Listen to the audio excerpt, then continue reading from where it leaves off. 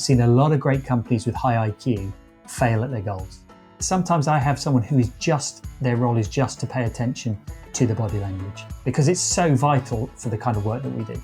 It is so hard in a hybrid world. When people are away, they have competing priorities, their kids are coming home. You've got to really pay attention. Welcome to Homegrown CEO, the podcast for entrepreneurs, leaders, and business builders seeking actionable insights to grow their ventures and themselves. I'm your host, Matt Colborn, and today our focus is on one of the most influential and powerful skills in our business toolkit, emotional intelligence, also known as EQ. Whether you're leading a team, building rapport with investors, or pitching to clients, people skills and emotional regulation are crucial to your success as a business leader. But the good news is you can build it up like any other skill. Joining us today is Faris Aranki as founder and CEO of Shiageto Consulting. Farris has become an expert in the importance of EQ in business and regularly supports leaders and their businesses to improve performance through developing this skill.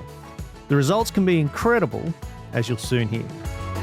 So if you struggle to keep calm in stressful conversations or can feel that your team isn't coming together the way you'd hoped, this episode is probably for you. We've also crafted some tools to help you develop your own emotional intelligence, so stick around after the episode to learn more. For now, let's welcome Farris to the podcast and get started.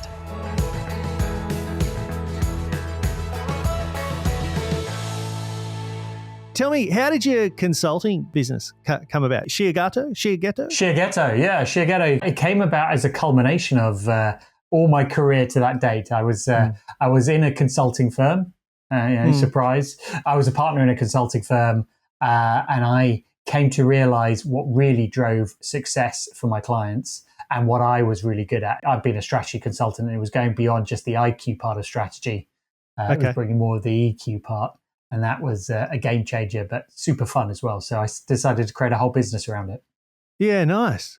And to help frame up the definition of emotional intelligence, because I think it's often a term that gets thrown around a lot. Like, how do you describe it and share your perspective on what emotional intelligence is today in a contemporary business setting? Yeah, and to sort of answer this, let me just shine a light on the sort of methodology we use, because I am not beholden to definitions and those sort of things. But I kind of set myself up for a lot of people asking about definitions because we go into companies and say, look, if you want to be successful at anything, it literally doesn't matter whatever. A, you've got to have a goal. B, you then need three components. One is IQ, as we call it, which is have a great idea, not just your first idea, have the best idea to achieve that goal.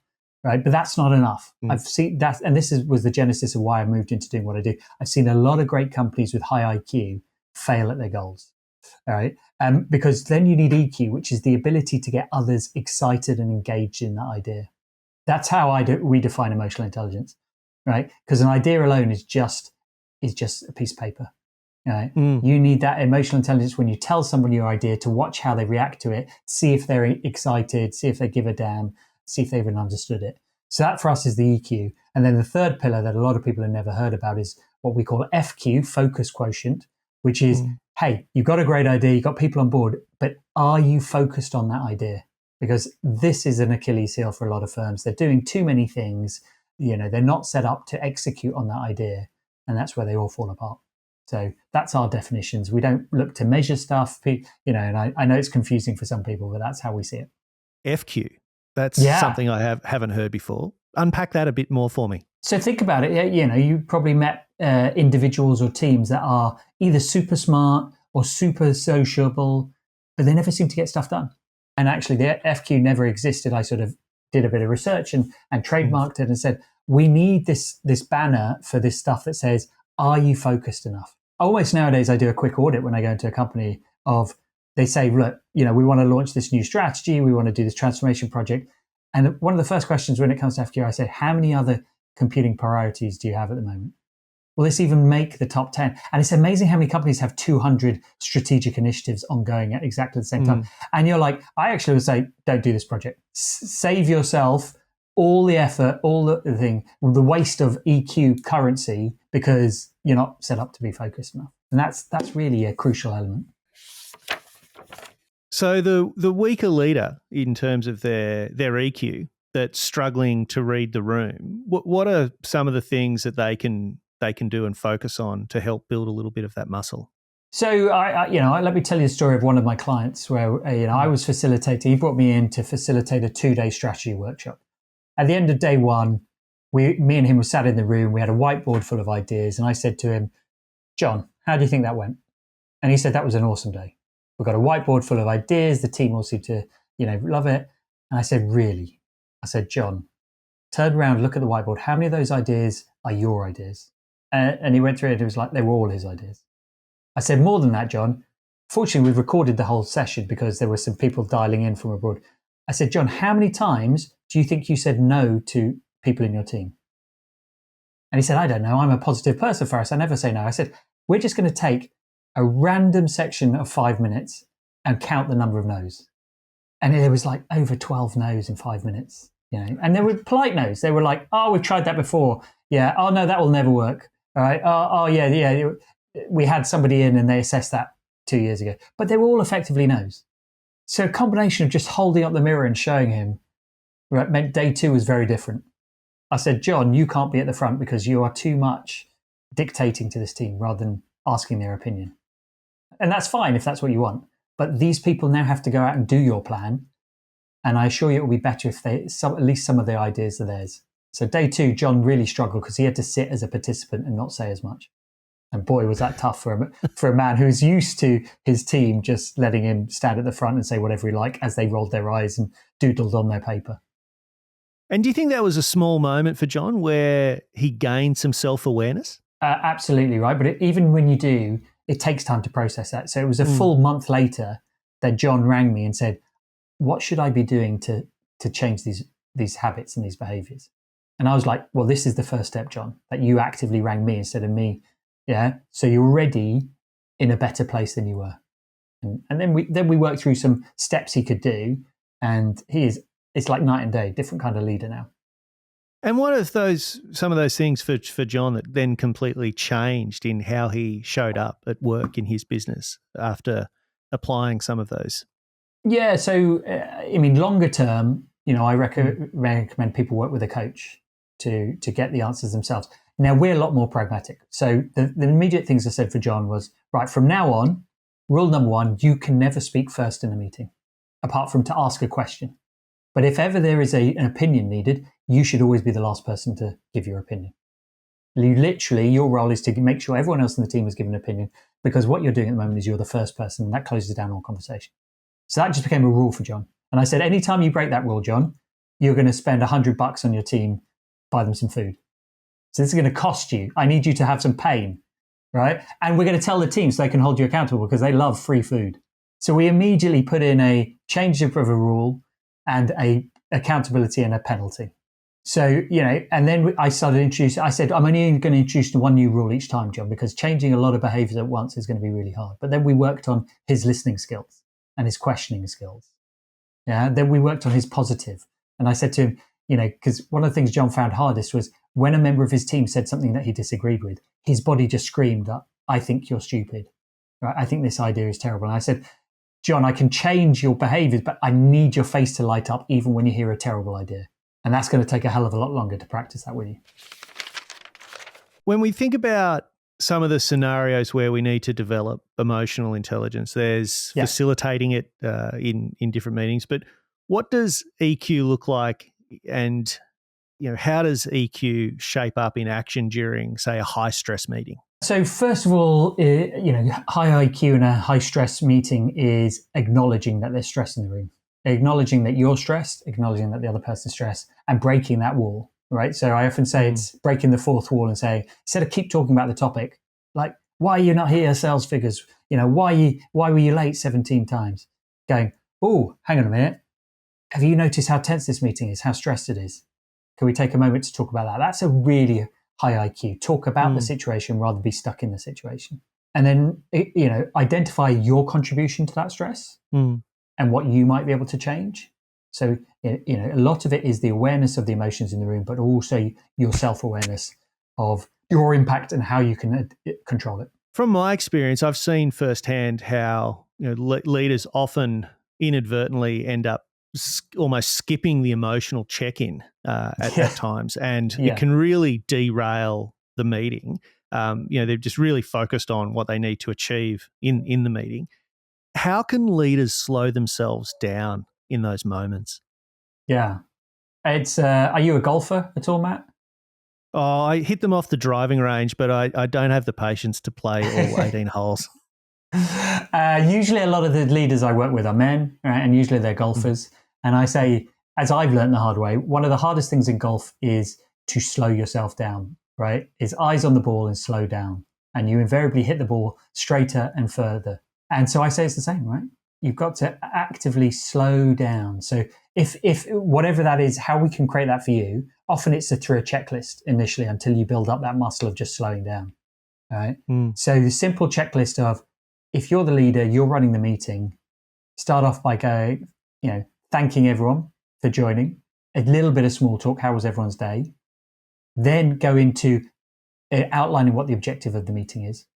We are all here to X. And if you can't articulate that, by the way, don't have a meeting, right? And if you've got more than one objective, break it into 2 meetings, right? That's an aside. And then that's already you're in the process of slowing down, right? And then you might say, is everyone good? Is there any other pressing matters come to attention? Or you can use some sort of technique. I often use, particularly early on, is just something simple like an unplugged, right? Which is where you literally pair people up. If you do feel there's a lot of stress in the room, or people have come from an intense other meeting, and you say, just pair up, 90 seconds each, just tell the other person what's on your mind right now. 90 seconds. The other person does not say a thing. Does not go, that sounds terrible. Oh, I know how to fix that. They just look at you, nod. When you finish, go thanks, and then they do the same. And that's an amazing way to just let people decompress, take some of the emotion out of the room, get their head back in the room for this meeting. And you as the leader, if you're observing it, you can see who seems more physically stressed at doing that, and it's giving you lots of clues. So I use that just as much to inform me as to allow people to decompress. The word you just used then, observing, I think that's a very important part of being able to read the room and people. What are some of the observational tactics and activities that people can do in the moment, in the room? Yeah. Well, body language is the biggest clue, right? Start with the body language. Look where people's eyes go. Are they looking at the door? Are they looking at their watches? Are they looking at their phones? Look at who they're looking at or who they're avoiding, right? There's lots of clues there to politics, to relationships. In fact, if you get really good, you can start spotting things that you were completely unobservant about your team. You're like, I tell people, have fun, right? Try to learn new stuff from your team and test it out. Can you spot in a meeting? I bet you those two always go to lunch together, right? Just from how you're probably right? Validate it later on. So body language is the big place, and then sort of tone is the second place to go. How are people saying things rather than what they're saying? But invariably, very strong leaders or high IQ leaders focus on the words people say. Now, that's not saying that's not important, but actually in the hierarchy, that's telling you the least. And it's tough. Sometimes I have someone who is their role is just to pay attention to the body language. Okay. Right? They're not involved in any of the meeting, particularly if I'm in a virtual world. Because in a virtual world like now, it's hard for me to look at your picture at the same time or look at all the boxes at the same time as I'm talking.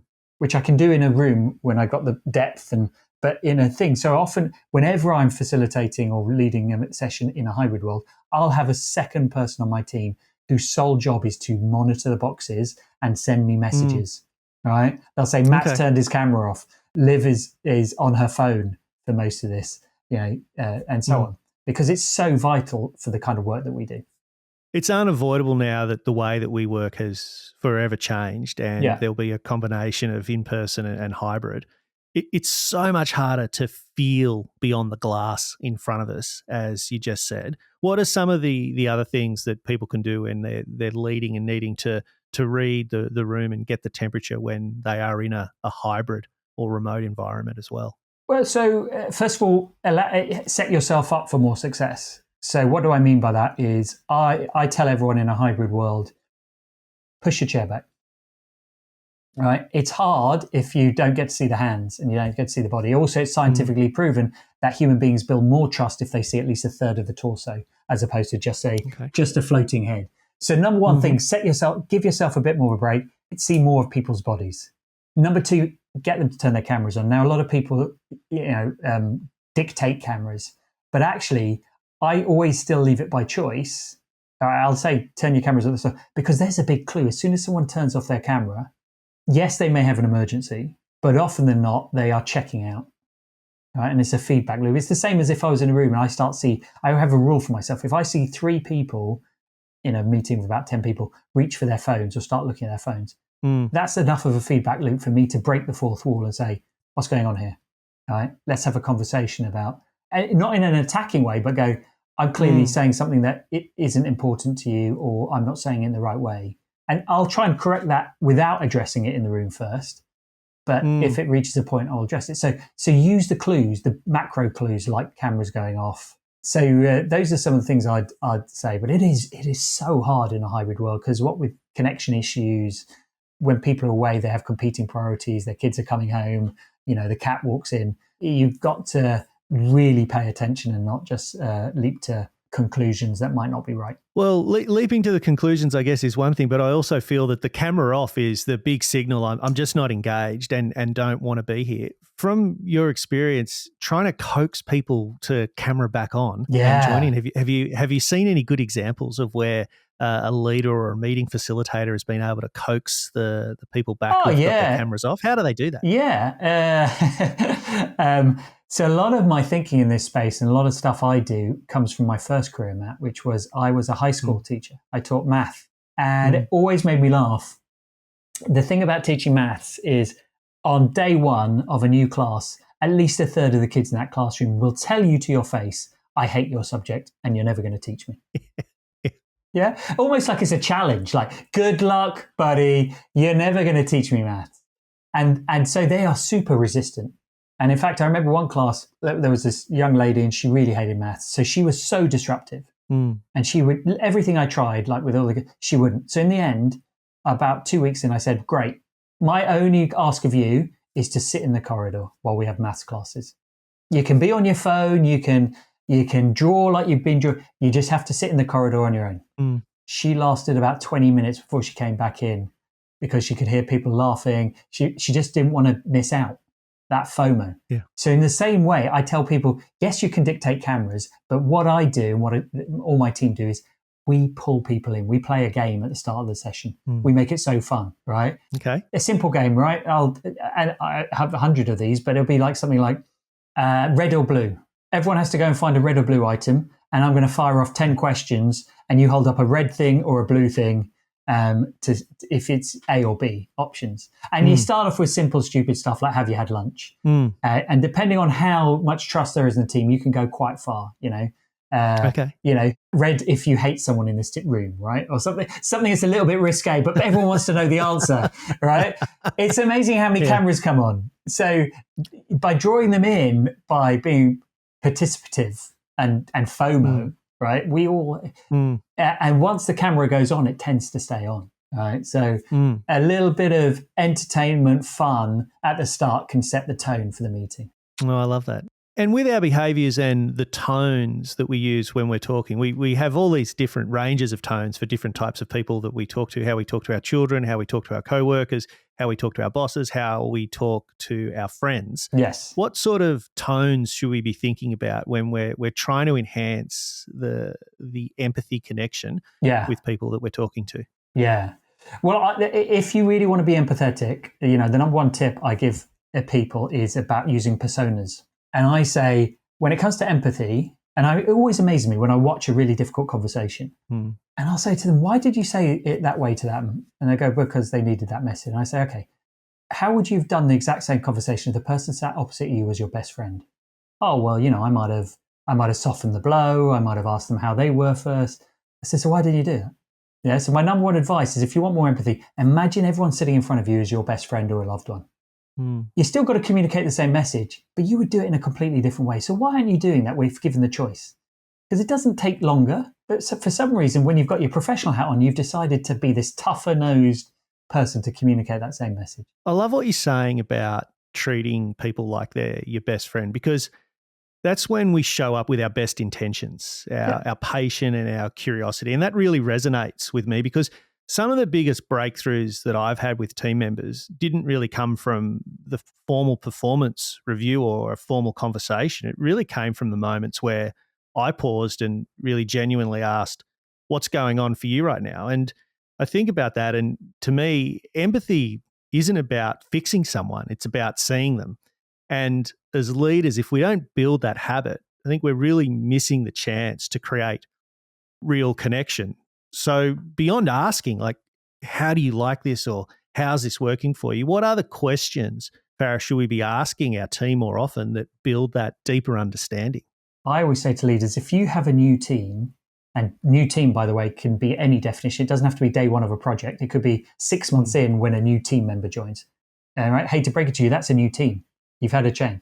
Invest at least an hour in a getting to know you, ways of working kind of session. Get the people to present themselves to the rest of the group, even if they know each other, right? The second time you do it, ask them a bunch of different questions. And so you can have a set template. Tell us, are you a morning or a night person? You know, do you like detail or big picture? Right? I'm at my best when, I'm at my worst when. I always ask them, what's one thing that's going on in your life right now that you want us as a team to defend with our lives for you? And you get one thing. And it could be, do you know what? I love, it's got to be bath time with my kid on a Wednesday. Great. But for someone else, it's a yoga class on a Thursday. Right? And here's the thing, the team does not judge. Those two things are now equal. They don't go, oh, well, you know, they've got kids, that's more important. No. Right? We are going to defend that one thing for you, right? And we're going to get to know you a bit better. So it's stuff like that, simple stuff. It takes an hour. Suddenly people know each other a bit more, and it will just flow through in the conversations you have day to day. So we've talked a little bit about what happens then personally when leaders make some of those important changes, but to focus on the outcome a little bit further for the team now, can you share some real world examples of a leader or a team that you've helped strengthen that emotional intelligence, and what kind of wider shift did that create in the business or the culture of that company? Yeah, so I'm so confident nowadays that it will create a shift that I actually say to clients, if we don't move the dial on your problem, don't pay us. And a great example is, I started working with a team of salespeople, traders, okay, who were heavily incentivized to hit their targets.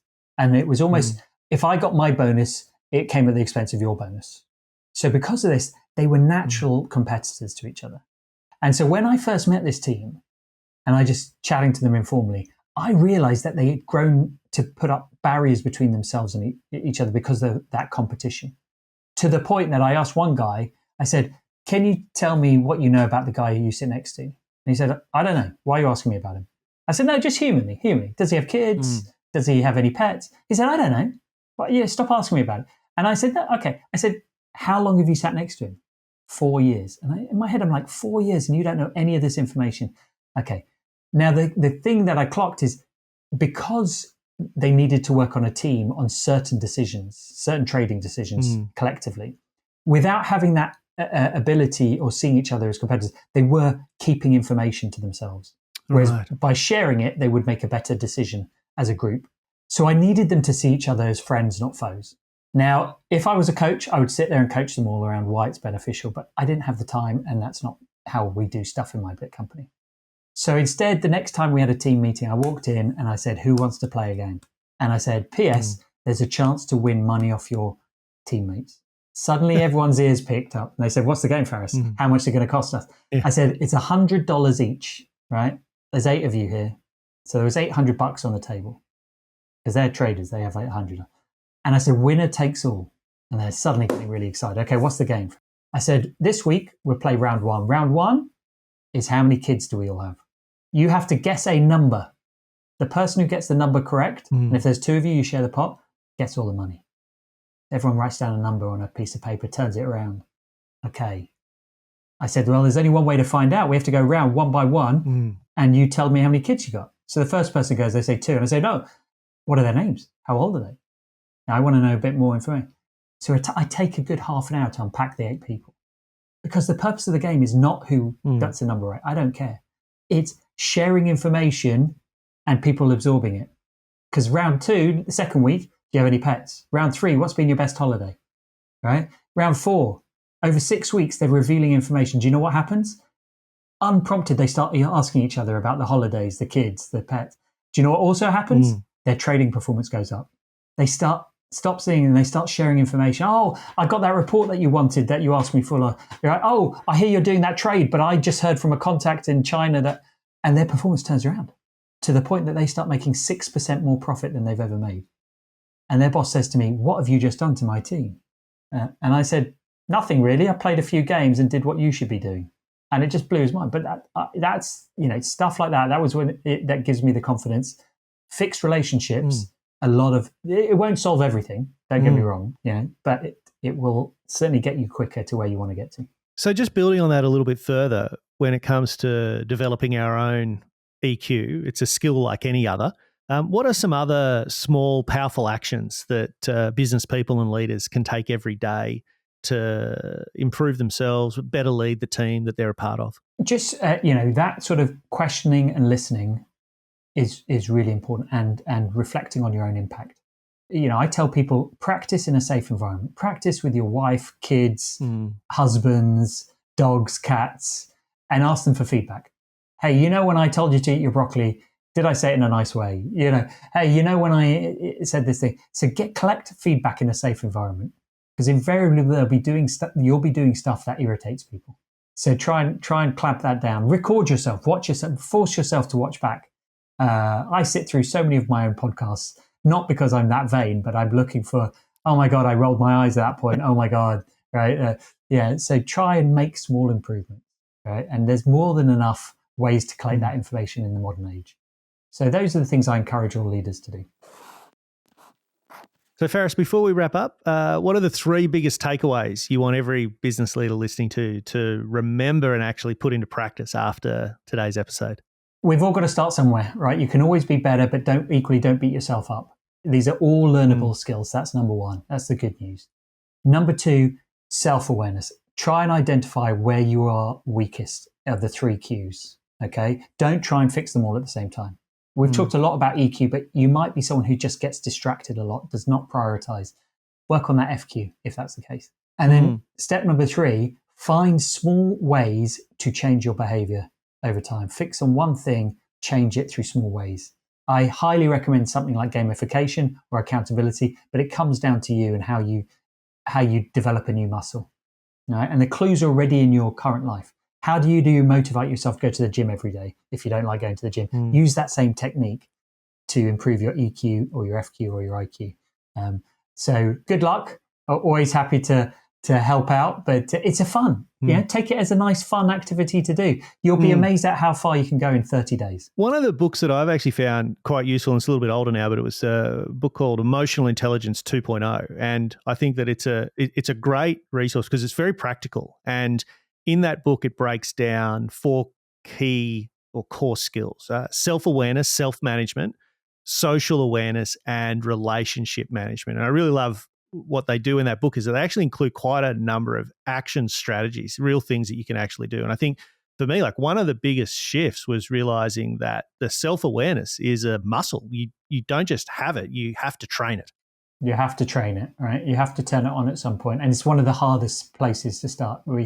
Because we all like to be the hero of our own stories. So we all sort of aggrandize our own skill set and our own capabilities. This is well documented, well researched. And in fact, every day, just earlier today, I met someone who was so overconfident in their own abilities. I was torn between pricking the balloon, or just, letting them stew in it. But it's okay. We all overestimate. So that's a hard one.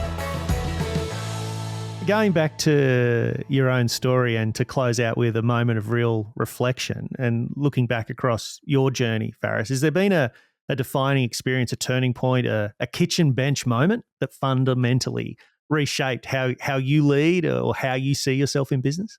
A moment I talk about that was very sort of humbling and eye-opening was I was very early on. It was when I was teaching. I was living in a little village in Nepal, and I was living with a local family. And I was only a couple of weeks in.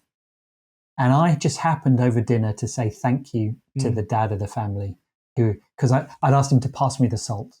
And this guy just blew up. He threw the salt at me. and he was in a fit of rage.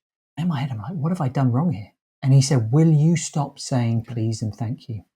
I was sitting in my head going, what? Why would someone say? And he said, in our culture, we use please and thank you for when somebody does something of a certain size and impact, like save your life. Somebody passing you the salt is a basic human thing they should be doing anyway. And you saying please and thank you is implying that I'm a terrible human who wouldn't do that. What human wouldn't pass the salt without the need to say please and thank you? So please stop, because every time you say it, every time we open a door for you, every time we cook you, so these are just basic human things we should be doing anyway. And it just blew my mind, having grown up in the UK where we're conditioned to say please and thank you, not about the difference in the expectations of the culture, but that I was doing something so innocuous that enraged this man.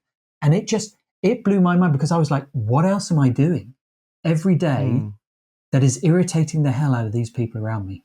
And I think I'm doing a good thing. What's even worse is not that I'm just doing it, but I'm going away going, aren't I a great person? And the only way you can find out is by asking. Yeah. And that just changed my mind on how I would then approach relationship building. I would really, really try to never assume, even something that I thought was set in stone. You will find a human being out there who hates what you have been taught is great. And that's okay. Game changer. That's such a powerful shift in perspective. Farris, thank you so much for joining us today. It's been incredibly valuable to hear your thoughts. Thank you. There's a brilliant book called The Infinite Game. And in it, the author talks about playing for legacy, not just for the next quarter. To me, emotional intelligence is part of that infinite mindset. It's how we build trust that lasts and teams that stick around not because they have to, but because they want to. That's the kind of leadership I want to practice more of. Whatever your industry, people are the foundation of your business, and learning to lead with empathy and emotional intelligence will take your team's performance to a whole new level. Thanks for joining me and Farris today on the Homegrown CEO podcast. I hope our conversation sparks some useful shifts in how you think about EQ, not just as a soft skill, but as a power skill. And hey, if you found this episode helpful, send it to someone in your life who could use a little emotional intelligence boost.